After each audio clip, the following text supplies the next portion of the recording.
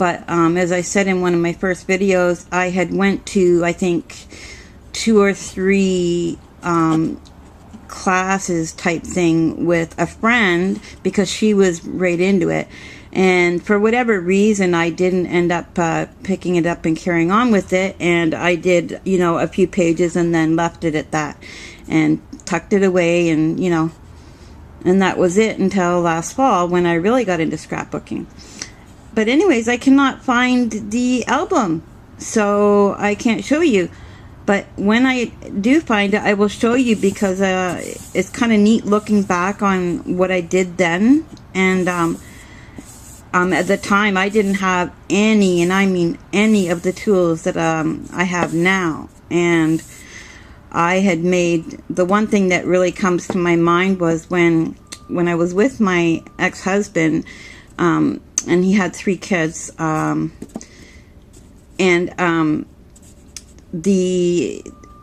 they came into my life, they're all 3 girls.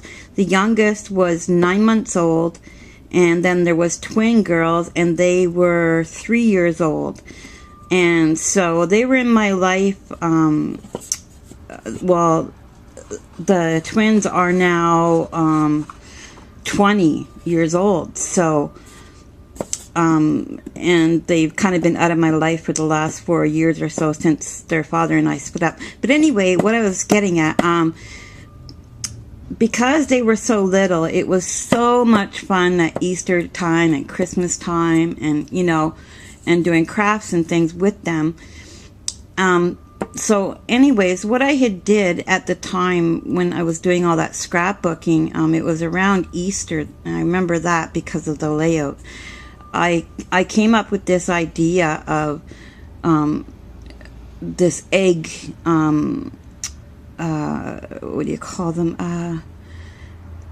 Anyways, it was the shape of an egg that I did. You'll have to see. I'm sorry, I'm babbling and I can't explain it. So anyway, it's really neat to see what I did way back then when I wasn't into it, and, you know, what I do now. So I hope I find it soon so I can share that with you. But what I am doing, what I've been doing today is, you know how much I love altering boxes, and this is literally what they look like. I found one that hadn't had anything done on it yet. It's just, you know, let's see. There's my hand, and then about another third. So, you know, it's like a good sized cigar box, and it's I believe it's balsa wood because it's very soft wood, and, you know, it's got the lid. And as you've seen in one of my other videos, you can make hinges. What I did was, sorry,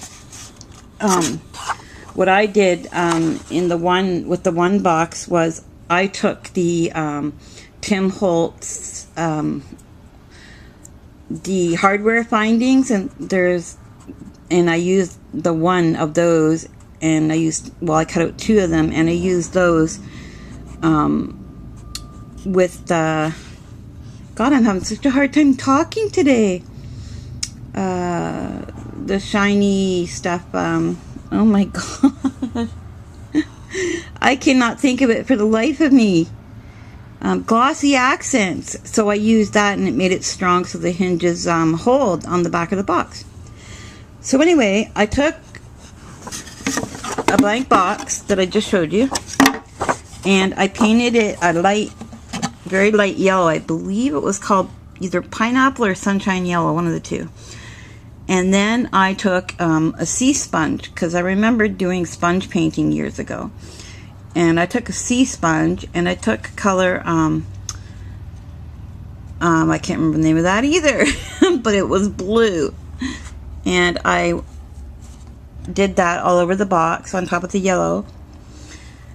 And then I took a simple stencil that I got at the dollar store, which is not in front of me at the moment either. And but I stenciled these snowflakes. And now what I would like is, if anybody has an idea what else I can do to this box. It's for my sister, and I know she really loves snowflakes, and she loves birds. So keeping birds and snowflakes in mind, what else could I do that would look nice? Like, there's some spaces on here, maybe a bird, a cardinal or something, but I could really use some ideas, so leave them in the comments below, and I'd really appreciate it. Thanks. Now what I'm going to do as well is the blank box. I'm going to paint this color here, and that is Phthalo green, it's called. I'm going to paint it Phthalo green, and I'm going to, you know, lighten it a bit with some water so you can still kind of see the grain. And then I'm going to, I haven't decided yet if I'm going to use the cars or this side. I don't know, because they're both really neat, and it's for a guy, so I just haven't decided how I'm going to do it. So yeah, you can give me some suggestions on that as well if you like. So yeah, I'm just a crafting today. Can't, you know, just work on one project. Gotta have like at least 3 going. So here's 3. This is it's just also made from balsa wood, and it's like a little purse, and that goes over. It does go over, but it's kind of hard to do with one hand. And it just opens up, and I wonder if the Copic markers would fit in there. Let's see. That'd be really neat if they do. Here, let me see. Oh, they don't fit. Not really. Well, that's too bad, because like they almost fit. If they were just like even like a 1/4 of an inch or 1/2 an inch, maybe shorter. Oh. Oh well. Okay, so you can't use it for your Copics, but you could probably use it for something like, you know, maybe other markers that aren't quite as long, maybe. Or whatever, you could use it as a purse. You could sit it on the counter and, you know, put your keys in it or something, I don't know. But I'm going to paint that and decorate it. So yeah, I'm having a blast here today. Anyway, I just thought I'd share with you a little bit, and you know, just show you what I've been up to. I've also been making these little rosette flowers. I'm sure everybody's like seeing these by now. I love them. And you know, you use a little bit of detail with the white marker. It looks really nice. This one I cut out a heart shape instead of the circle in the middle there. Oops.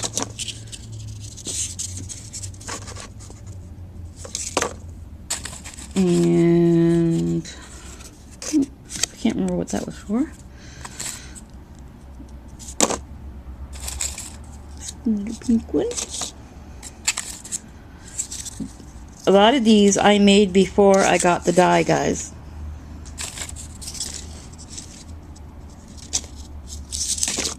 So, and I made a bunch of roses.